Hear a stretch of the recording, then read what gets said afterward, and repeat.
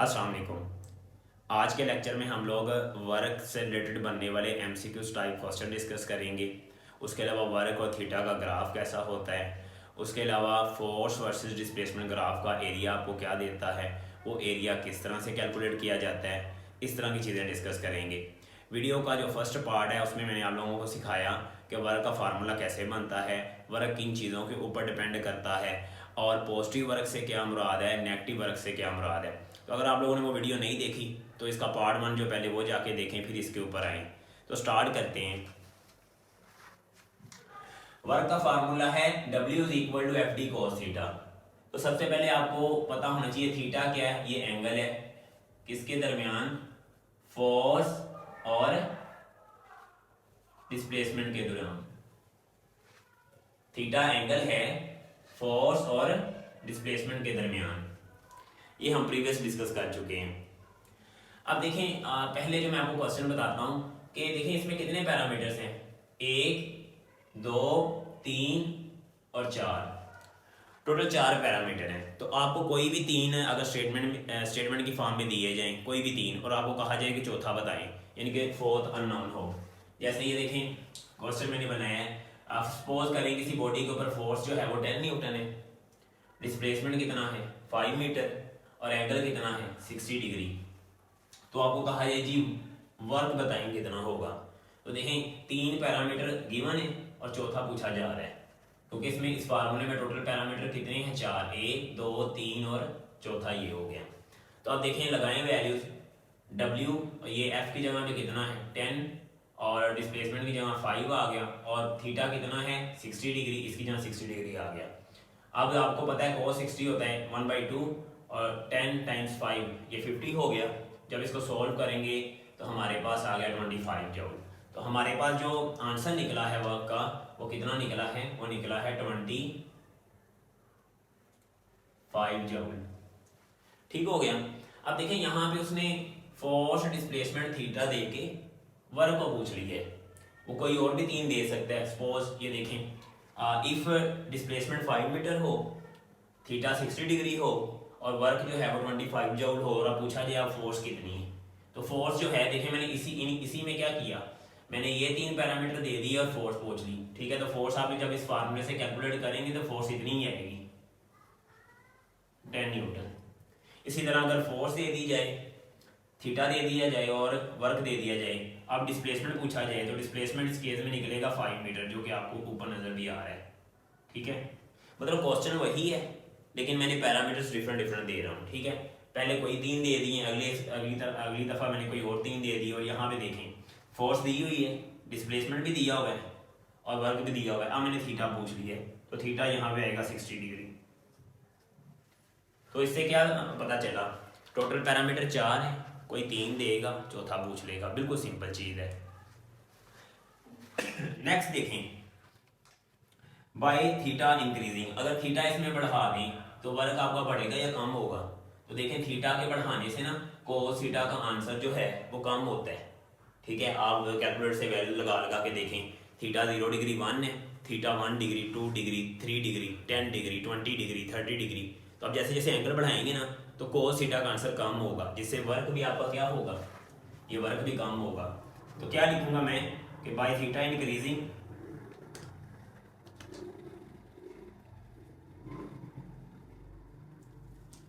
Theta के बढ़ाने से वर्क आपका क्या होगा, कम होगा। इसी तरह थीटा के कम करने से वर्क आपका बढ़ेगा।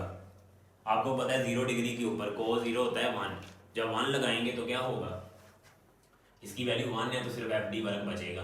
ठीक है, तो थीटा आपको पूछा जा सकता है कि थीटा के बढ़ाने से वर्क कम होता है और थीटा के कम करने से वर्क आपका बढ़ता है। ठीक हो गया। अब नेक्स्ट जो क्वेश्चन है कि मैं आपको कहूं कि eight which angle work is maximum या मिनिमम।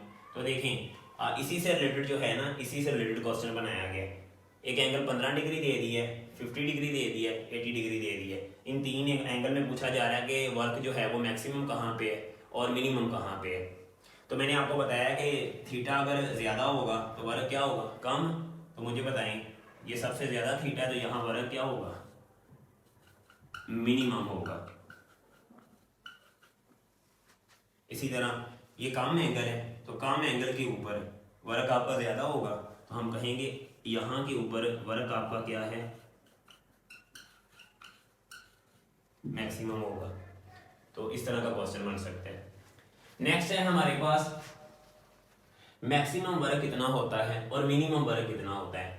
तो मुझे बता दें कि ये फार्मूला आपके सामने है। तो मैक्सिमम कब होगा, जब आप यहाँ थीटा कितना पुट करेंगे 0 डिग्री। तो देखें जब मैं थीटा पुट करता हूँ 0 डिग्री, तो वर्क का जो फार्मूला है वो क्या बनेगा, एफ डी, और cos 0 डिग्री, तो cos 0 डिग्री होता है 1, वो मैं नहीं लिख रहा।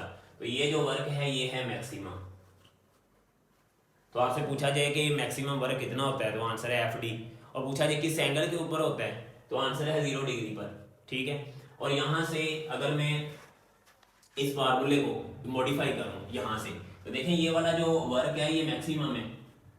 तो मैं इसको ऐसे भी तो इस फार्मूले को लिख सकता हूँ ना कि W is equal to W max और साथ में है cos ऑफ थीटा। तो ये भी आपको पता होना चाहिए, ये फॉर्म भी फार्मूले की पता होनी चाहिए। W मैक्स यहाँ किसको जाहिर कर रहा है, मैक्सिमम वर्क को, और ये क्या है cos का फंक्शन। ये फार्मूला आगे यूज होगा इसलिए इधर बताया मैंने। इसी तरह मिनिमम वर्क पूछा जाए तो जब थीटा आपका क्या हो 90 डिग्री, तो आपका वर्क कितना होगा 0 होगा। यहाँ लगाएं cos 90 होता है 0, तो वर्क क्या होगा 0 होगा। नेक्स्ट है हमारे पास ये फंक्शंस। ठीक है, इन फंक्शन में डिफरेंट वैल्यूज दी हैं, क्योंकि यहाँ cos का फंक्शन है तो डिफरेंट वैल्यूज आपको पता होनी चाहिए। cos 0 डिग्री याद रखना है 1 होता है। cos 30 कितना होता है √3/2। इसको पॉइंट्स में लेके जाएं तो क्या आएगा 0.8665, और परसेंटेज में लेके जाएंगे तो तकरीबन 86%। इसी तरह cos 45 डिग्री इक्वल होता है 1/√2। तो इसको डेसिमल में लेके जाएं तो आएगा 0.707, और परसेंटेज में लेके जाएं तो तकरीबन 70%।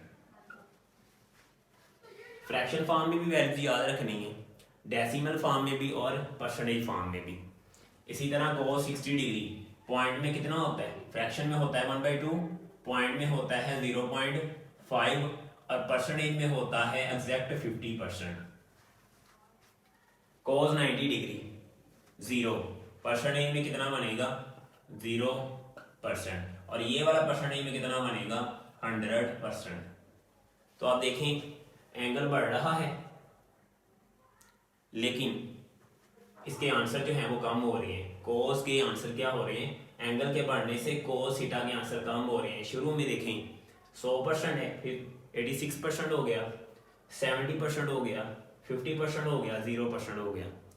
तो आपको नजर आ रहा है कि एंगल के बढ़ने से cos थीटा का आंसर कम होता है। तो चूंकि इसमें cos का फंक्शन है तो एंगल के बढ़ने से cos थीटा का आंसर कम, तो वर्क भी कम। ये बात इधर भी बताई है, बाय थीटा इंक्रीजिंग, थीटा के इंक्रीज करने से cos थीटा का आंसर क्या होगा कम, जिससे वर्क भी क्या होगा कम होगा। अब देखें ये वो फार्मूला जो ऊपर बताया है W = W max cos theta, ये मैंने लिख लिया।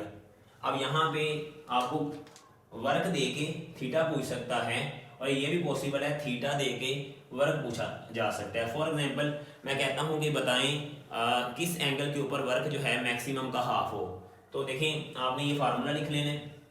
तो देखें मैक्सिमम का क्या चाहिए, आधा चाहिए। मैं चाहता हूँ इसके नीचे 2 आ जाए, तो इसके नीचे 2 कब आएगा, देखें आप cos को देखें, ये फंक्शन देखें, इसके ऊपर गौर करना है किस एंगल के ऊपर, eight which angle the work is half of its maximum. तो आपने देखना है कि किस एंगल के ऊपर, एंगल बताना है कि जो वर्क है वो मैक्सिमम का हाफ हो। वर्क दिया जा रहा है, वर्क कितना हो मैक्सिमम का हाफ, तो ये एल्ट लिखेंगे। तो आप देखें ये दोनों कट गए हैं, यहाँ बचा 1/2, तो जब थीटा निकालेंगे तो 60 डिग्री आएगा। तो आप सॉल्व भी कर सकते हैं और डायरेक्ट भी आपको पता होना चाहिए। तो आपने बेसिकली किसको देखना है, आपने फंक्शन को देखना है। तो किस एंगल के ऊपर वर्क मैक्सिमम का हाफ है, तो देखें आप cos अपना आंसर हाफ कब देता है, ये देखें cos का आंसर 1/2 हाफ। 0.5 50%। तो आप डायरेक्टली बता सकते हैं थीटा, यानी कि ये अपना हाफ आंसर कब देता है, जब थीटा कितना है 60 डिग्री। तो आप डायरेक्टली पुट कर दें 60 डिग्री। तो इसी तरह ये क्वेश्चन इस तरह से भी किया जा सकता है कि किस एंगल के ऊपर वर्क जो है वो आपको 0.5 टाइम्स ऑफ मैक्सिमम मिलता है, तब भी आंसर यही है 60 डिग्री। एक ऐसे भी किया जा सकता है किस एंगल के ऊपर वर्क आपको 50% मिलता है, कि 50% 60 डिग्री पर। तो आपको वर्क की वैल्यू दी जा रही है और थीटा पूछा जा रहा है, तो बहुत आसान है, इस तरह से आपने करना है। फंक्शन की वैल्यूज याद रख लें, जहाँ फंक्शन हाफ होगा वहाँ पे आपका वो जो भी क्वांटिटी है वो वहाँ पे हाफ होगी। आपको कहा जाए किस एंगल के ऊपर वर्क आपको 100% मिलता है, 0 पे।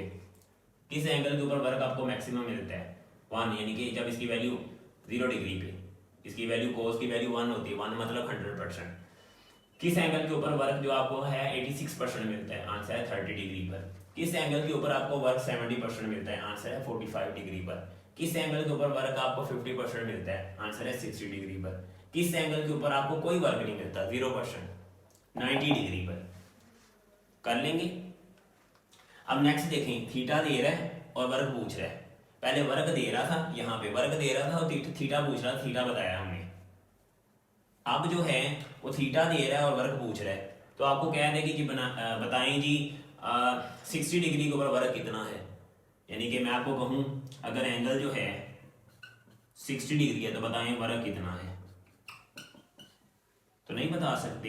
ये देखें वर्क का फार्मूला है F D cos of 60 degree आ जाएगा।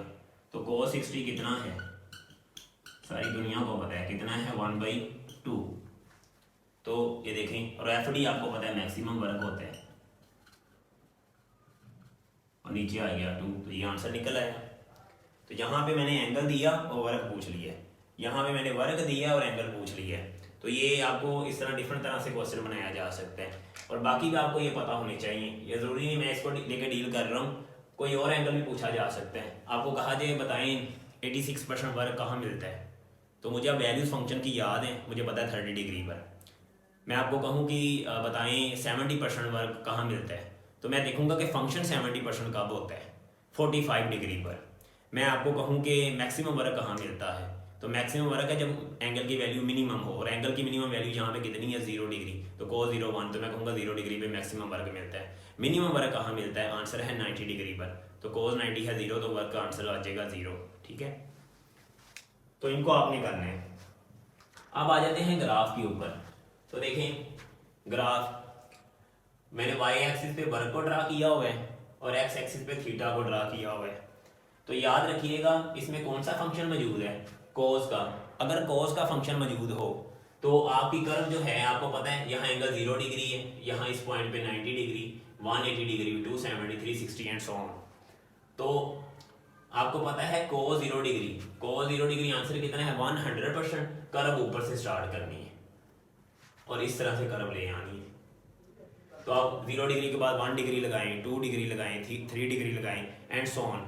तो आप पॉइंट्स जब इतने ज़्यादा मिलेंगे डिफरेंट थीटा के ऊपर पॉइंट्स मिलते जाएंगे वर्क के इस फार्मूले के अकॉर्डिंग।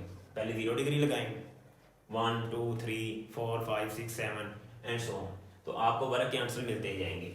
तो वर्क के जो आंसर मिलते जाएंगे तो आप उन पॉइंट्स को मिलाएंगे तो आपको ऐसा एक कर्व मिलेगा। तो आपको पता होना चाहिए वर्क और थीटा का जो ग्राफ है वो ग्राफ ऐसा बनता है। ठीक है, तो आप देखें लगातार वर्क की वैल्यू जो है वो वेरी कर रही है। वर्क मैक्सिमम है, कम हो रहा है, यहाँ पे 90 पे 0, तो देखें वर्क का आंसर यहाँ 0 है, फिर दूसरी तरफ आ गया, फिर ऐसे। ठीक है, तो वैल्यू लगातार क्या कर रही है, वेरी कर रही है। तो वर्क और थीटा का ग्राफ ऐसा बनता है। याद रखिएगा जिसमें कोस का फंक्शन है ना उसका ग्राफ ऊपर से शुरू होना है, ऊपर से वेरी करना है। ठीक है, और अगर साइन का ग्राफ होता तो आपको पता है साइन 0 डिग्री 0 होता है, तो उसका कर्व जो है इधर से स्टार्ट करना, तो उसका साइन का कर्व ऐसा होता है। ये साइन का कर्व बताने लगा हूँ अभी, चूंकि हमारे इस फार्मूले में कोस का फंक्शन है, टॉर के फार्मूले में साइन का फंक्शन है, तो उसका ग्राफ जो है आपको इधर से शुरू करना पड़ेगा। ठीक है, तो ये साइन का कर्व है, तो ये आपको करना चाहिए। कोस के ग्राफ का भी पता चल गया और साइन के ग्राफ का भी पता चल गया। चलिए एक क्वेश्चन करते हैं।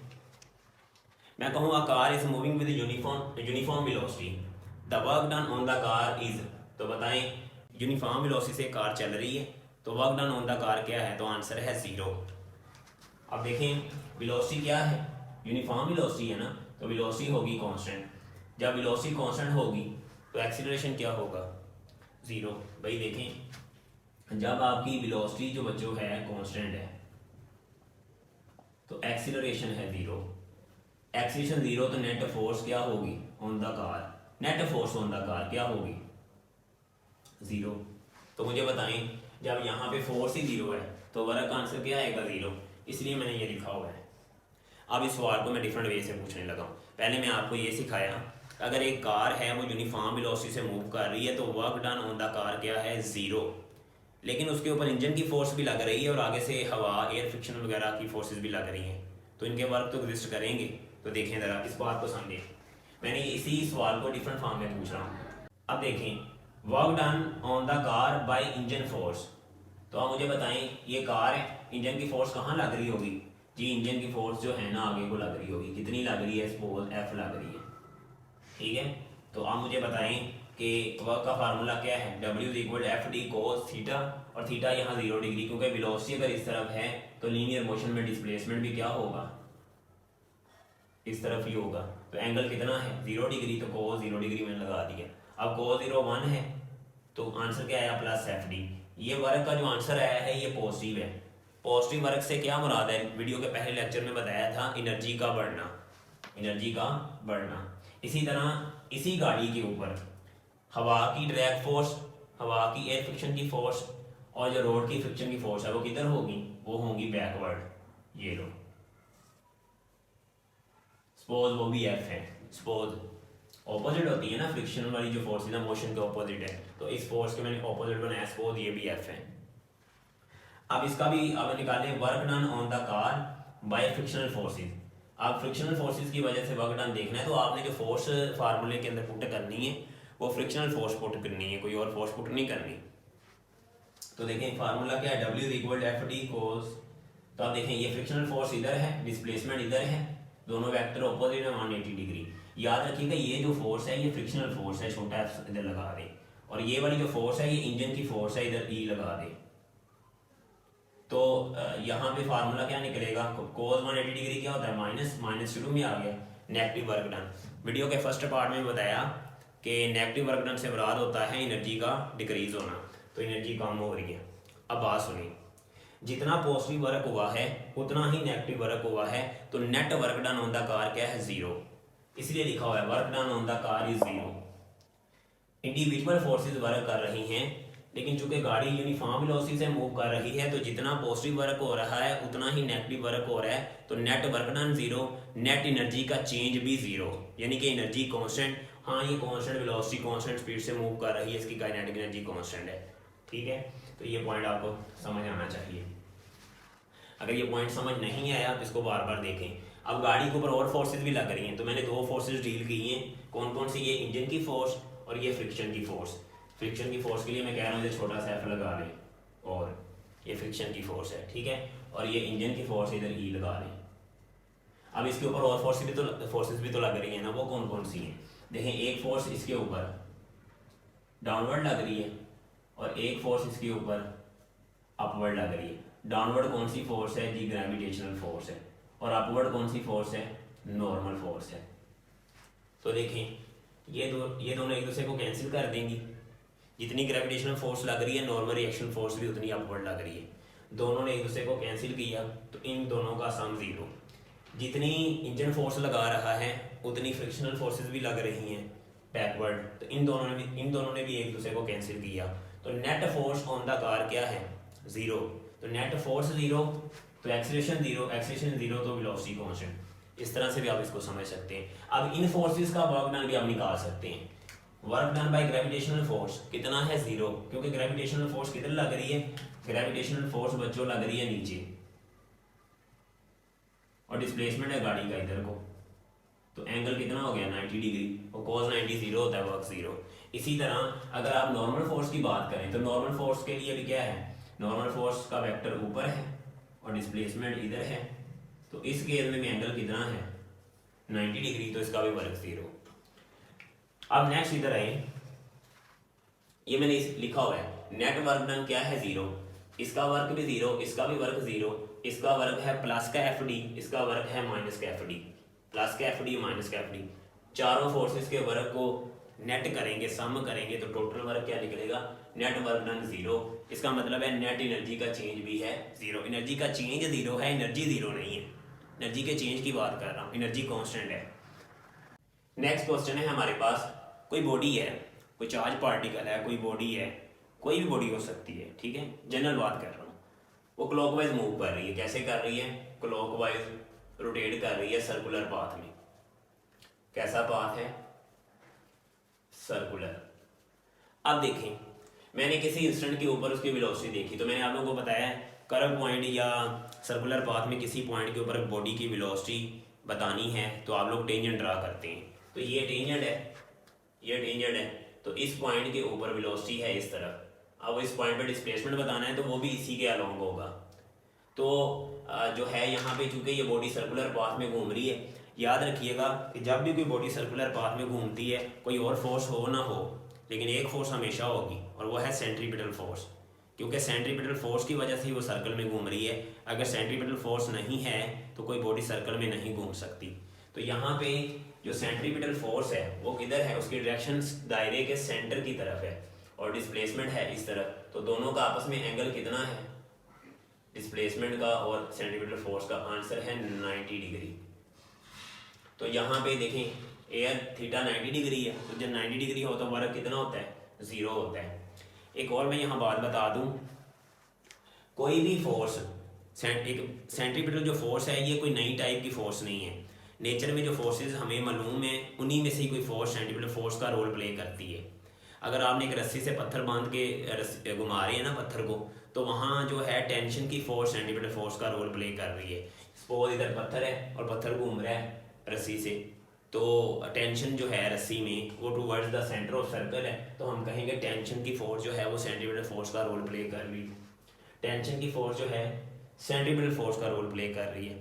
इसी तरह सपोज करें यहाँ एक इलेक्ट्रॉन अगर घूम रहा है न्यूक्लियस के गिर्द, तो यहाँ न्यूक्लियस और इलेक्ट्रॉन के दरमियान होती है इलेक्ट्रिक फोर्स। तो यहाँ इलेक्ट्रिक फोर्स सेंट्रीपिटल फोर्स का रोल प्ले कर रही है। तो देखें कभी जो है कभी कभी टेंशन की फोर्स सेंट्रीपिटल फोर्स का रोल प्ले करती है, कभी कभी इलेक्ट्रिक फोर्स सेंट्रीपिटल फोर्स का रोल प्ले करती है। मैग्नेटिक फील्ड में अगर कोई चार्ज पार्टिकल आए तो सर्कुलर पाथ में घूमना शुरू कर देता है, तो वहाँ पे मैग्नेटिक फोर्स सेंट्रीपिटल फोर्स का रोल प्ले कर रही है। कभी कभी ग्रेविटेशनल फोर्स सेंट्रीपिटल फोर्स का रोल प्ले करती है। चांद जमीन के गिर्द घूम रहा है, सपोज वो सर्कुलर पाथ में घूम रहा है, तो वहाँ ग्रेविटेशनल फोर्स सेंट्रीपिटल फोर्स का रोल प्ले कर रही है। तो आप सपोज करें इधर मून है वो रिवॉल्व कर रहा है, ठीक है। इसी तरह गाड़ी सर्कुलर पाथ में जब हम लोग घुमाते हैं स्टीयरिंग से, तो वहाँ फ्रिक्शनल की जो फोर्स है वो सेंट्रीपिटल फोर्स का रोल प्ले कर रही है। तो फाइनली ये कहूँगा कि सेंट्रीपिटल फोर्स कोई नई टाइप की फोर्स नहीं, नेचर में जो फोर्सेस मौजूद हैं उन्हीं में से ही कोई फोर्स सेंट्रीपिटल फोर्स बन जाती है। डिटेल में पढ़ेंगे चैप्टर नंबर 5 में, ओके। तो इन सारी फोर्सेस जो ये जितनी भी फोर्सेस हैं जो सेंट्रीपिटल फोर्स का रोल प्ले कर रही हैं और इनकी वजह से बॉडी अगर सर्कुलर पाथ में मूव कर रही है, तब डिस्प्लेसमेंट और सेंट्रीपिटल फोर्स में एंगल कितना बनेगा, 90 डिग्री। तो 90 डिग्री के केस में वर्क हमेशा क्या होगा बच्चों, 0 होगा, ये याद रखना है। लास्ट एक पॉइंट है, ये भी क्वेश्चन के फॉर्म में पूछा गया है, which one is maximum work. तो देखें यहाँ 100 जूल है, 500 जूल है, -100 जूल है, -1000 जूल है, तो इनमें मैक्सिमम वर्क बताना है। तो यहाँ बच्चे गलती करते हैं, वो कहते हैं जिसके साथ नेगेटिव लगा है वो जितनी बड़ी हो उतनी छोटी है। ये कंसेप्ट इधर नहीं लगाना। यहाँ पे जो वैल्यू ज़्यादा बड़ी होगी, न्यूमेरिकली वैल्यू बड़ी होगी, चाहे वो पॉजिटिव है या नेगेटिव है, वो मैक्सिमम ही कहलाएगी। तो यहाँ पे मैक्सिमम वैल्यू जो है वो ये है, -1000 जूल, क्योंकि इस वर्क को परफॉर्म करने के लिए एनर्जी का चेंज ज़्यादा आया है, एनर्जी ज़्यादा यूटिलाइज हुई है, तो जो है ये वाला वर्क जो है मैक्सिमम है। अब हम स्टार्ट करते हैं फोर्स वर्सेस डिस्प्लेसमेंट ग्राफ। इसे एफडी ग्राफ भी कहते हैं या फोर्स वर्सेस डिस्प्लेसमेंट ग्राफ कह लें। तो देखें इसमें दो केसेस हैं, जब फोर्स कांस्टेंट हो और जब फोर्स वेरिएबल हो, तो दोनों केस सीखने हैं। तो ये देखें, ये मेरे पास वाई एक्सिस पे फोर्स ड्रा हुई है और एक्स एक्सिस पे डिस्प्लेसमेंट है। तो ग्राफ कैसा बना है, हॉरिजॉन्टल लाइन, और ये लाइन जो है डिस्प्लेसमेंट एक्सिस के क्या है, पैरेलल है। तो यहाँ पे अगर आप गौर करेंगे फोर्स लगातार चेंज नहीं हो रही, कांस्टेंट फोर्स है। तो आपने जो है ना जहाँ तक डिस्प्लेसमेंट हुआ है तो वहाँ तक जो है ना उसके लास्ट से आप लोगों ने सीधी लाइन, डॉटेड लाइन नीचे गिरा लेनी है और देखना है कि शेप कौन सी बन रही है। तो ये देखें, ये एक रेक्टेंगल या स्क्वायर बन रही है। तो इसका एरिया आप कैसे कैलकुलेट करेंगे? तो यहाँ से यहाँ तक फोर्स की वैल्यू है और यहाँ से यहाँ तक डिस्प्लेसमेंट की वैल्यू है। तो आप इसका एरिया कैलकुलेट करें। तो इसका एरिया कैलकुलेट करके देखते हैं क्या मिलता है। एरिया इज इक्वल टू, तो क्या आएगा, लेंथ मल्टीप्लाई ब्रेथ। तो ये मेरे पास आ गया area is equal to, length है एफ कोस ऑफ थीटा और ब्रेथ कितनी है डी। तो ये आ गया area is equal to f d cos of theta. तो देखें ये जो एफ डी कोस थीटा है ये क्या चीज है? ये तो वर्क का फार्मूला है। तो इसका मतलब है फोर्स वर्सेस डिस्प्लेसमेंट ग्राफ कि कर्व के अंदर जो एरिया है वो एरिया आपको वर्क का आंसर देता है। तो इसका मतलब ये हुआ फोर्स वर्सेस डिस्प्लेसमेंट ग्राफ में कर्व के अंदर जो एरिया आता है वो एरिया आपको वर्क की वैल्यू देता है, जैसे यहाँ पे मिली है। नेक्स्ट है अगर फोर्स वेरिएबल हो, तो सपोज करें कि ये ग्राफ है और कुछ ऐसा ग्राफ मिला है हमें। तो आप देखें कि जैसे जैसे डिस्प्लेसमेंट बढ़ रहा है वैसे वैसे फोर्स बढ़ रही है, डिस्प्लेसमेंट बढ़ रहा है फोर्स बढ़ रही है। जैसे स्प्रिंग मैथ सिस्टम में होता है, आप इस स्प्रिंग को यहाँ से पकड़ के ऐसे इधर को पुल करें तो जो है अगर आप ज़्यादा डिस्प्लेसमेंट करवाते हैं तो आपको मैथ के ऊपर ज़्यादा फोर्स लगानी पड़ेगी, और ज़्यादा करवाते हैं और ज़्यादा फोर्स लगानी पड़ेगी। तो डिस्प्लेसमेंट के बढ़ने के साथ फोर्स जो है वो बढ़ रही है, ठीक है। तो अगर मैं आपको कहूँ कि इसका जो है ना कर्व के अंदर जो एरिया वो निकालें, तो इसका एरिया कैसे निकालेंगे? जहाँ ग्राफ खत्म हो रहा है वहाँ सीधी लाइन कहाँ गिराएंगे? डिस्प्लेसमेंट एक्सिस के ऊपर। और शेप देखनी है, ये शेप कैसी बन रही है? ये शेप एक ट्राइंगल बन रही है। तो इसका एरिया निकालें। तो आपको पता है एरिया ऑफ ट्राइंगल इक्वल होता है हाफ बेस मल्टीप्लाई हाइट, और हाफ बेस कितनी है बच्चों? यहाँ से यहाँ तक ये डिस्प्लेसमेंट है और इसके यहाँ से यहाँ तक क्या है? फोर्स। तो ये क्या आएगा? फोर्स मल्टीप्लाई डिस्प्लेसमेंट, ठीक है। एफ डी करके लिख लें। तो ये भी क्या है, आपको वर्क आपका कैलकुलेट हो गया। अब इसी तरह सपोज करें अगर ग्राफ कुछ ऐसा है, तो ये देखिए शुरू में फोर्स बढ़ रही है, बाद में कांस्टेंट हो गई है, बाद में फोर्स कम हो रही है। तो ये जो शेप है, ये शेप जो बनी है इसको बोलते हैं ट्रेपीजियम। अब सपोज करें, वैल्यूज तो नहीं है, सपोज करें ये साइड ए है और यहाँ से लेके यहाँ तक साइड क्या है? बी है। तो मैं आपको कहता हूँ इसका एरिया निकाल लें, ठीक है। तो इसका एरिया ट्रेपीजियम का निकालने का तरीका ये होता है कि एरिया पैरेलल जो साइड है, ये दोनों साइडें पैरेलल है ना, ये साइड और ये साइड पैरेलल है, इन दोनों को जमा करना है और मल्टीप्लाई करना है इसकी हाइट के साथ। तो ट्रेपीजियम की हाइट इधर से देख लें एच है, या इधर से देख लें एच हाइट, ठीक है। तो किससे मल्टीप्लाई कर देना है? इसको मल्टीप्लाई कर देना है एच से। तो ये जो फार्मूला बना है a plus b over 2 multiply h. H क्या है? Height of trapezium. यहाँ से देख लें हाइट ये वाली, या यहाँ से देख लें। तो ट्रेपीजियम का एरिया मालूम करने का डायरेक्ट ये फार्मूला, ये आप लोगों ने याद रखना है।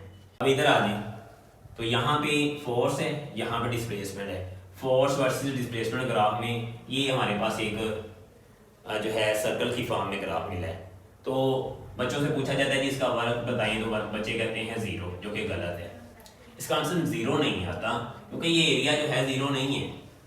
क्योंकि बच्चे ये समझ रहे होते हैं कि ये क्लोज लूप है और क्लोज लूप का वर्क डन 0 है। ये क्लोज लूप जो है ये क्लोज लूप तो है, लेकिन ये पोजीशंस की फॉर्म में नहीं है। वाई एक्सिस पे फोर्स है, एक्स एक्सिस पे डिस्प्लेसमेंट है। तो ये ग्राफ है, ये जस्ट एक ग्राफ है, ठीक है। वो जो पोजीशन आप लोग समझ रहे होते हैं ना, वो ग्रेविटेशनल फील्ड के अंदर चले कर लें। ये बॉडी ए है, ये पोजीशन ए है, तो बॉडी इधर से इधर गई, फिर इधर से इधर गई, फिर इधर से इधर गई, फिर इधर से इधर गई। तो ये क्लोज लूप बन गया। ये किस में हुआ? ये ग्रेविटेशनल फील्ड में हुआ। सपोज करें यहाँ ग्रेविटेशनल फील्ड है, अब मार्कर को इधर ले जाएं, बॉडी को इधर ले आए, इधर ले आए, इधर। अब इसका जो वर्क डन है 0 है, क्योंकि ये पोजीशंस के ऊपर है और जिस पोजीशन से चला उसी पोजीशन पे आ गया। यहाँ पे कोई पोजीशन नहीं है, ये फोर्स और डिस्प्लेसमेंट में एक ग्राफ बना है। इसका एरिया निकालना है। तो इसका एरिया निकालने के लिए आपको इसका सर्कल है, सर्कल का एरिया कैसे निकालते थे, पाई आर स्क्वायर। तो मुझे बताएं इसके यहाँ से लाइनें गिरा दें सीधी, इधर भी गिरा सकते हैं और इधर भी गिरा सकते हैं। तो यहाँ से आपके पास आएगा डायामीटर। तो डायामीटर का हाफ क्या होता है, रेडियस। तो डायामीटर का अगर आप हाफ कर दें तो वो है रेडियस। ठीक है, आप इधर से भी कर सकते हैं, इधर से लाइन इधर गिराएं तो इधर से डायामीटर आ जाएगा, 2 पे डिवाइड करेंगे रेडियस आ जाएगा। तो वो रेडियस की वैल्यू इधर लगाएंगे, आपके पास एरिया आ जाएगा। ठीक है, अब इधर देखें ऐसे ही इधर है, तो आपने क्या फाइंड करना है, एरिया। तो area is equal to half base into height. तो यहाँ से आप देखें इसकी बेस क्या है और इसके करस्पॉन्डिंग यहाँ पे देखें इसकी हाइट क्या है, वो वैल्यूज इधर लगाएंगे तो आपके पास यहाँ का एरिया आ जाएगा। ठीक हो गया। इसी तरह अगर आप ये कर्व एक देखें, ये देखें ये हमारे पास फोर्स और डिस्प्लेसमेंट में एक कर्व मिला है, ये रेड कलर का। अब देखें ये कोई प्रॉपर शेप नहीं है, ना स्क्वायर है, ना सर्कल है, ना ट्राइंगल है, ना ट्रेपेजियम है। तो ऐसे केस में क्या करेंगे, आप यहाँ से सीधी लाइन डिस्प्लेसमेंट एक्सिस के ऊपर गिराएंगे, यहाँ से भी गिराएंगे। तो आप इस सारे ये एरिया कैलकुलेट करना है, ये कोई प्रॉपर शेप नहीं है। आप यहाँ पे क्या करेंगे, छोटे छोटे स्मॉल रेक्टेंगल्स बना लेंगे।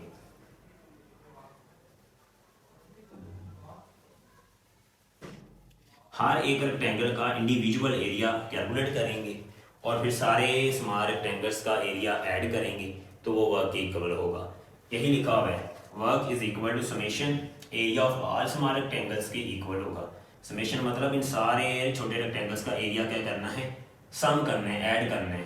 Area of all small rectangles वो किसके इक्वल होगा, वर्क के इक्वल होगा। अब हम एक और ग्राफ डिस्कस करते हैं। सपोज करें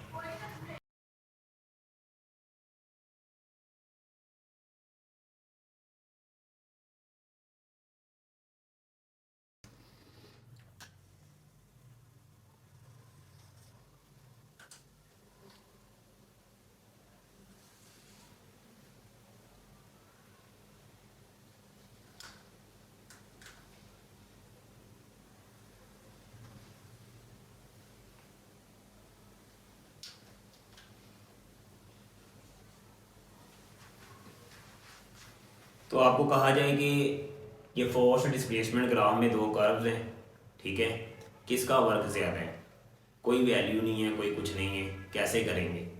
तो क्या बताया है कि इसके लास्ट पॉइंट से सीधी लाइन डिस्प्लेसमेंट एक्सिस पे गिरा लें, इधर भी गिरा लें। तो अब मुझे ये बताएं जिसका एरिया ज़्यादा होगा, हमें पता है फोर्स डिस्प्लेसमेंट ग्राफ के अंदर कर्व के अंदर जो एरिया है वो आपको वर्क की वैल्यू देता है। तो जिसका एरिया ज़्यादा होगा उसका वर्क ज़्यादा होगा, कैलकुलेट करने की ज़रूरत ही नहीं है। तो हमें नज़र आ रहा है कि ये एरिया जो है ज़्यादा है, तो हम कहेंगे वर्क डन 1 कर्व का वो ज़्यादा है 2 कर्व से। लास्ट एक बात सुन लें, सपोज करें ये कोई हॉरिजॉन्टल सरफेस है और इस सरफेस के ऊपर आपके पास जो है कोई ब्लॉक है, कोई मैस है, मैस कितना है m। तो मैं इसके ऊपर जो है ना एक फोर्स लगाता हूं कुछ इस वे में। तो मैं आपको कहता हूं कि ये जो फोर्स है ना, ये जो है y एक्सिस से एंगल बना रही है, वर्टिकल एक्सिस से एंगल बना रही है थीटा। तो ये ब्लॉक जो है ना यहां से डिस्प्लेस करके इस पोजीशन से डिस्प्लेस करके सपोज इधर आ गया, इतना डिस्प्लेसमेंट इधर आ गया, ठीक है। तो ये एंगल थीटा है, तो फिर ये एंगल कितना हुआ, तो जनाब ये एंगल हुआ 90 degree minus theta. I repeat, देखें ये एंगल y एक्सिस से कितना दिया गया थीटा। तो मुझे बताएं फोर्स और डिस्प्लेसमेंट में एंगल कितना है, यहाँ से यहाँ तक 90 है, तो ये एंगल निकाल देंगे 90 से तो ये बचेगा। तो ये एंगल जो है 90 डिग्री माइनस थीटा है। अब मुझे बताएं अगर इस फोर्स को रिजॉल्व करूं कंपोनेंट्स की फॉर्म में, तो मुझे बताएं इसके 2 कंपोनेंट्स बनेंगे। इसके हेड से सीधी लाइन इधर गिराएंगे तो ए कंपोनेंट हमारा ये बना और ए कंपोनेंट ये बना। तो आप मुझे बताएं कि ये जो कंपोनेंट इधर बना है, ये वाला इधर हॉरिजॉन्टल में बना है, तो ये कंपोनेंट कितना होगा। तो फोर्स का ये कंपोनेंट किसके साथ आता है, हॉरिजॉन्टल कोस के साथ। कोस और थीटा क्या है। अब फोर्स और डिस्प्लेसमेंट में थीटा जो है वो 90 डिग्री माइनस थीटा है। समझ आ रही बात, ये एंगल पुट करना है तो क्या आएगा 90 डिग्री माइनस थीटा। अब इस कंपोनेंट ने जो है डिस्प्लेसमेंट करवाया है तो हमारे पास जो है अब क्या आएगा, ये फोर्स और फोर्स का हॉरिजॉन्टल कंपोनेंट यहाँ पे क्या बनेगा, force F cos of theta, और थीटा कितना है 90 डिग्री माइनस थीटा, और साथ में मल्टीप्लाई किसको करना है, डिस्प्लेसमेंट को। तो ये किसके इक्वल आएगा, जी वर्ग के इक्वल आएगा। तो हमारे पास क्या बना F cos of 90 degree minus theta और साथ में डिस्प्लेसमेंट। देखें पहले आपका ये एंगल थीटा होता था, अब ये थीटा नहीं है, ये 90 डिग्री माइनस थीटा है। तो अब थीटा की जगह 90 डिग्री माइनस थीटा आ गया है, क्योंकि अब डिस्प्लेसमेंट इस कंपोनेंट ने करवाया है, डिस्प्लेसमेंट के अलोंग यही है। तो डिस्प्लेसमेंट की मैग्नीट्यूड और फोर्स का ये कंपोनेंट्स की मैग्नीट्यूड। तो याद रखिएगा 90 डिग्री से कोई एंगल निकले तो 90 डिग्री और 270 डिग्री पे साइन का फंक्शन कोस में बदल जाता है और कोस का फंक्शन साइन में बदल जाता है। तो ये फार्मूला क्या बना, एफ डी, और 90 डिग्री पे फंक्शन चूंकि चेंज हो जाएगा तो कोस बदल जाएगा साइन में, और अब 90 डिग्री नहीं लगाएंगे, जो एंगल सब्ट्रैक्ट हो रहा हो ना वो लिखते हैं। कोस का फंक्शन साइन में बदल जाता है 90 डिग्री में से कोई एंगल निकले या 270 डिग्री से कोई एंगल निकल रहा हो, ऐड भी हो सकता है और सब्ट्रैक्ट भी हो सकता है। तो यहाँ पे कोस का फंक्शन साइन में चला गया और जो एंगल सब्ट्रैक्ट हो रहा हो वो साथ लिखते हैं। तो ये फार्मूला बना। अगर आपको ये बात नहीं समझ आई तो इसको दोबारा सुने, आप इस चीज़ को एक और तरीके से भी देख सकते हैं। देखें आप भूल जाएं ये सारी चीज़ों को।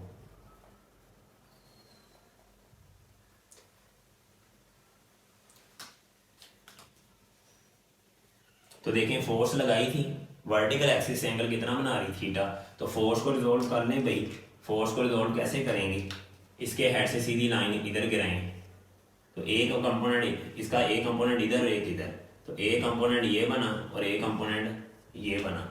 थीटा के सामने वाला कंपोनेंट किसके साथ आता है, साइन के साथ। तो ये फोर्स को रिजोल्व किया तो ये आएगा F sine of theta, theta के सामने वाला कंपोनेंट साइन के साथ, और ये किसके साथ आएगा, कोस के साथ। अब मुझे बताएं डिस्प्लेसमेंट के अलोंग कौन है, एफ साइन थीटा है ना। देखें एफ साइन थीटा डिस्प्लेसमेंट के अलोंग है, तो अब इन दोनों के मैग्नीट्यूड मल्टीप्लाई करें तो वर्क इक्वल आएगा एफ साइन थीटा और मल्टीप्लाई डिस्प्लेसमेंट। तो अब देखें ये फार्मूला ऐसे भी बन गया। तो लॉन्ग स्टोरी शॉर्ट ये है कि अगर आपका एंगल वर्टिकल एक्सिस से दिया गया हो थीटा, तो तब आप एफ डी को थीटा की बजाय साइन थीटा भी लगा सकते हैं। ठीक है, फीडबैक के बारे में ज़रूर बताइएगा कमेंट सेक्शन में। अल्लाह हाफिज़।